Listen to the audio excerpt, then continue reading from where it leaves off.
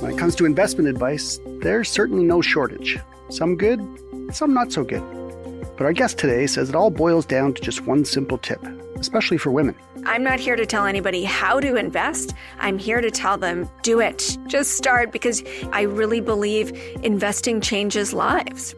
That's business journalist Amber Kanwar. She's covered finance on TV for over a decade, and most recently she struck out on her own to create the In the Money with Amber Kanwar podcast. In addition to her professional experience, her ideas about investing were also informed by being a mom. Everybody says it takes a village to raise the children, but what people don't understand these days is that the village isn't free. This is also part of investing, right? If you're an ambitious woman, we have to be open about the fact that it takes often money to finance the village that allows you to support and thrive in your career with a partner and without a partner. So this episode, in partnership with the Scotiabank Women Initiative, you'll hear a conversation between Amber and Natalie Nanowski from the Perspectives newsroom. They'll talk about Amber rising through the ranks as a woman on TV, what she's learned about women's relationship to wealth and investing over the years, her recent leap of faith into entrepreneurship, and much more. I really do believe that mantra, investing changes lives, and I feel like that's what I'm doing. I am reaching out to people. I'm getting more women. I'm getting younger women, and I do feel like I'm helping people. I'm Stephen Maurice, and this is Perspectives. Now here's Natalie Nanowski. Hi, Amber. Thanks so much for coming on the podcast. It's a pleasure. I'm really excited to chat with you today. So we have a lot to cover today about business and finance. But first off, I want to start with you. So you and I were actually in journalism school together. And right from the get-go, you went the business route when a lot of our peers were doing like politics or lifestyle. So tell me a little bit about why you made the decision to focus on money. The simple answer is that there were like 700 of me who wanted to do lifestyle and politics. There were a lot of young people who wanted to do that, and I was among that crowd. I wanted to do deeply important documentary work, investigative work, and I'd kind of spent my time in journalism school and my internships like making sure I was on that track. And then the reality of the job market, it's always such a difficult industry. And so that was kind of the challenge. Now, I was fortunate that my master's in journalism was on top of a business degree. So I literally emailed BNN, Business News Network, and I wrote to them and I said, hey, I have a business degree and a journalism degree. It seems like I should work there. And then 3 weeks later, they emailed me back and said, yeah, do you want to be a broadcast associate? And I was like, absolutely. And I had no idea what that was. But, fresh off my master's, I'm like, I'm ready for this deeply important work, which of course was just miking up guests and getting them coffee. So that was kind of how I ended up in business. And even though you had that background, we know that it's still very much a male-dominated industry. Do you think you had to work harder to prove yourself because you're a woman? I definitely was. First of all, even though I had the business degree, I knew nothing about finance. I took like HR and marketing. So I knew nothing about that. So the first step, before gender comes into play, and it does, the first step is you have to get smart. Whether you're a man or a woman, you have to get smart, especially when you're just starting out in your career. And you have to give it everything. So I would go home and I would study. I would watch the channel. I have no training in finance. I don't have a CFA. I don't have an MBA. And I say that very openly because I think I have great command of finance in the market right now. And I want that to be sort of an example too, because we're going to be talking to women about, is finance accessible? And, I don't have the background. I want to be very clear. I did not have the background. It is all self-taught. And at the end of the day, I think that's what investing should be, with the help of professionals to kind of guide you along. But I think the words and the language make it seem harder than it is, right? At the end of the day, you're just trying to find good companies at reasonable prices and make money over the long term. That kind of simplifies it. So before gender came into play, yes, absolutely. You just have to know the material. Where gender did come into play upon reflection in my career, when I started, I was so young. I was in my 20s. And again, because I worked hard, I was given that opportunity to go on air at a young age. I was 25. Being put on a national stage at 25 with a subject matter you've only kind of been dealing with recently is unusual. And in some ways, who I was, like as an Indian woman, probably was a bit of an advantage because I was in a sea of people who didn't really look like me. You know, it was men over 60, 65 that are interested in this. So you plot me in and it's, oh, here's somebody a little bit, a fresh face, a little bit different. Right. And you talked about something there that I just found so interesting. You had to go home and learn everything. There's so much jargon when it comes to finance. There's like ETFs, the bull market, all these different things. How did you really break through all of that jargon? I had exceptional mentors, and the only way to break through the jargon is to understand the subject matter. You need to know how the industry speaks in order to translate it. This is a skill that I gained in journalism, and I'm sure you'll agree. Our whole job, especially in this industry and business, is to really just translate. Right. And I think that's something that you're now trying to do with women, make finance a lot more accessible, because it does feel like there is just a block there and women are kind of starting off on like the back foot when it comes to things like investing. One of the statistics I want to look at right now from the Scotiabank Women Initiative tell us that women typically retire with 19% less savings than men, and men hold 61% of their portfolio in equities versus 54% for women. So do these statistics show that women are more risk adverse or conservative when it comes to saving, or just scared of investing? It could be all of the above. You know, I've also seen stats that because women are risk averse, they tend to outperform in the long term. I think we can split investing style by gender. As long as you're investing, for me personally, I don't really care, right? And I think an important stat is like what % of women are actually investing. I can use my own show as an example. You know, I'm a young woman talking about money, the markets, investing. My viewership is 85% male, right? And no matter what I do, that still seems pretty consistent. When I think about the guests that I have on my show, it's overwhelmingly men as well. Getting to source female portfolio managers is a challenge. One, there's fewer of them. And then two, the ones that I do source, there's a reticence that they have to coming on and kind of showboating, even though they're exceptional, like they are dominant in their field. Something about saying, come on, just like, you know, peacock a little on the show. It's very hard. It's not innate. Maybe some of that's a Canadian thing, but it is a difference that I notice in men versus women. I do also think women have so many things that they're dealing with. You and I know the season of life that we're in, mental load when you have children is overwhelming. You're not just keeping your own life together, depending on how many kids you're having. You're the CEO of your house and of their entire lives.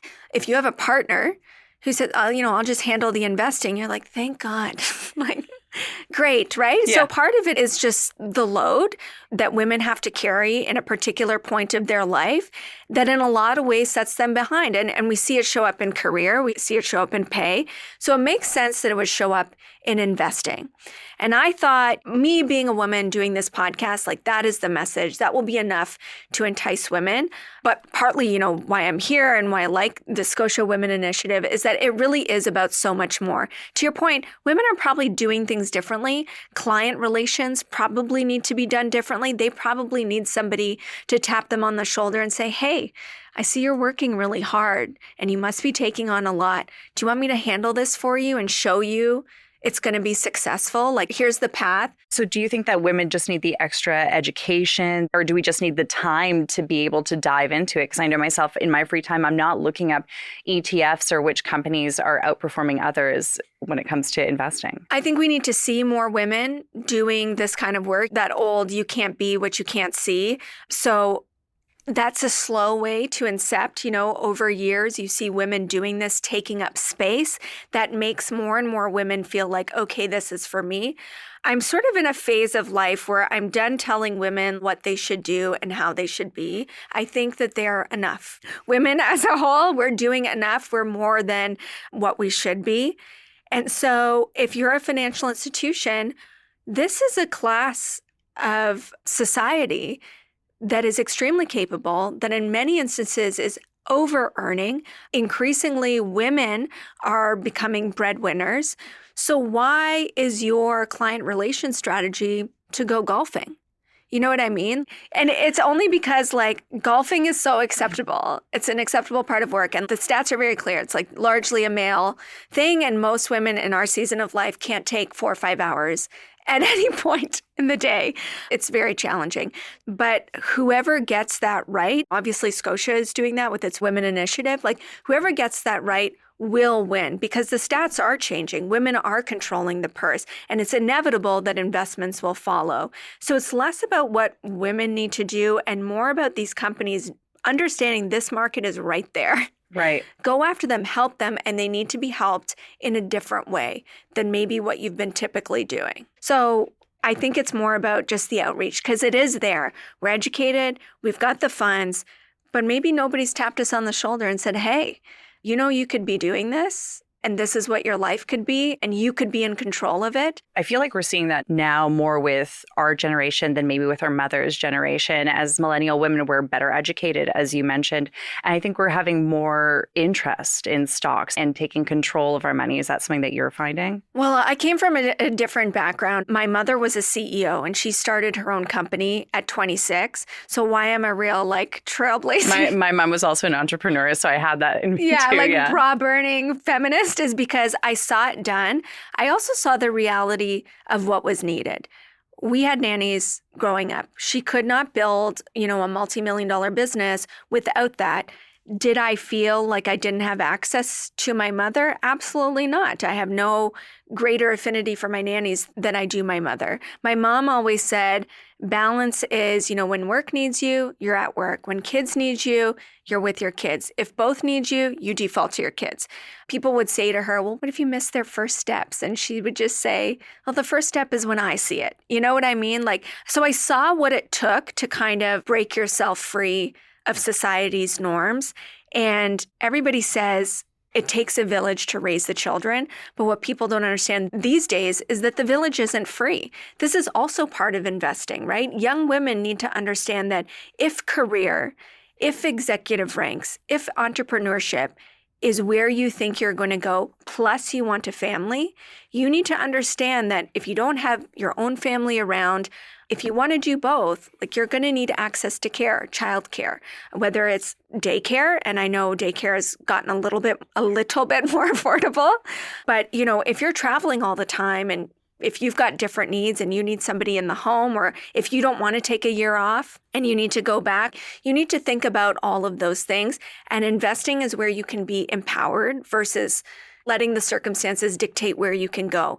If you're an ambitious woman, we have to be open about the fact that it takes often money to finance the village that allows you to support and thrive in your career with a partner and without a partner. So that's when I go back to what are your goals as a woman and be sober about what it takes to get there. So you will need childcare. You might miss a bunch of things. And that is the cold, hard reality because guess what? Male CEOs are missing things. And it's okay. Society accepts it. Exactly. It's only us that are made to feel like, well, you're missing it. And I miss it. I feel it too. I think I feel it differently from my husband, who, by the way, is an amazing partner.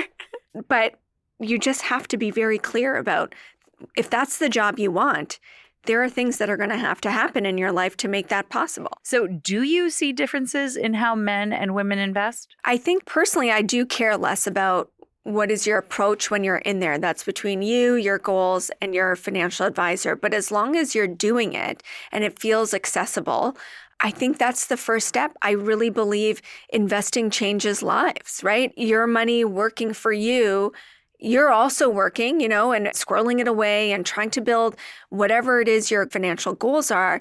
But if you're not doing it, you can't do any of it. But just start.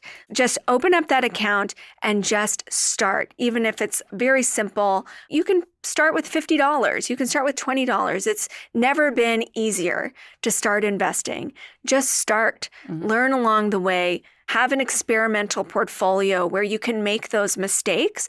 I'm not here to tell anybody how to invest. I'm here to tell them do it. Just start, because if you start now, you'll feel so much more empowered, in the next 5-10 years. And it is intimidating, and a lot of women don't have time for it. So I don't know. Do you have any hobbies, Natalie? Do you have time to? Of course you used to. I don't have time to pick up anything new. But as I said, you can really start small. Buy one stock this year and think about what your goals are, your investment goals. Think about all the different ways your income could be affected. Plot out your life. Be realistic and clear-eyed. Whether you're in the workforce, at home, or both, this is for everybody. Okay, so I want to switch gears a little bit before we wrap up. We started this conversation talking about how you got into business journalism.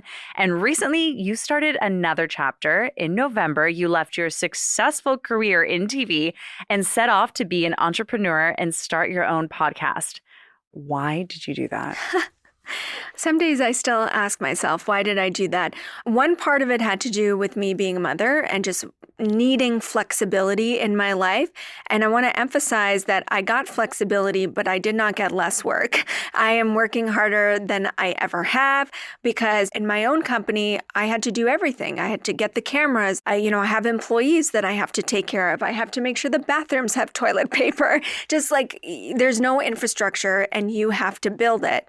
But I do have flexibility. So that was one part of it. The other part was I had kind of advanced along in my career enough that I could kind of feel comfortable in doing more. As a journalist, I had a show and I had control of my team, but it's a challenged industry, right? And my belief was it wasn't challenged because there was a demand problem. And if we could just service the way people are consuming news differently, then a lot of the challenges in legacy media would be solved. 1 in 5 people start their investing journey on social media. But who do they find on social media? What are their credentials? Right. Do they own the stocks that they're talking about? What are the rules around disclosure? In journalism, that is so clear, right? What our ethics are, your ability to buy and sell stocks that you're talking about. So when people say I left journalism, I still view that I'm a business journalist, and I take those same principles with me.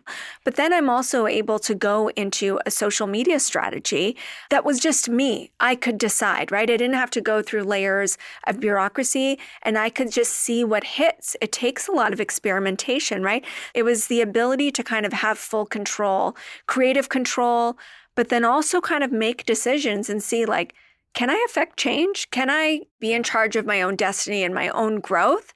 And once you get a little bit of a taste of it, it's very addictive. Those wins are very addictive. And to know you've leaned into something that works. When I started my podcast, Natalie, I didn't know if anybody would listen, to be honest. And I was very nervous, but even though I'd been on air for 12, 15 years. Yeah, you're taking that leap of faith, right? I was taking that leap of faith that I can exist outside of an organization with all of this backing. And we're still small, but we're growing. We debuted at number 2 on Apple. We've broken news, and the viewers seem to really like it as well. And at the end of the day, I'm hearing people say, I watched this video. I bought that stock. I called that portfolio manager. I am hearing that people are doing things because of this podcast. So it's not just a vanity project, maybe a little bit of a vanity project, but I really do believe that mantra, investing changes lives. And I feel like that's what I'm doing. I am reaching out to people. Fine, on YouTube, maybe my viewership is older and skews male, but I know on Instagram, I'm getting more women. I'm getting younger women. And I just wasn't able in my previous life to be in control of that sort of stuff. And I do feel like I'm helping people.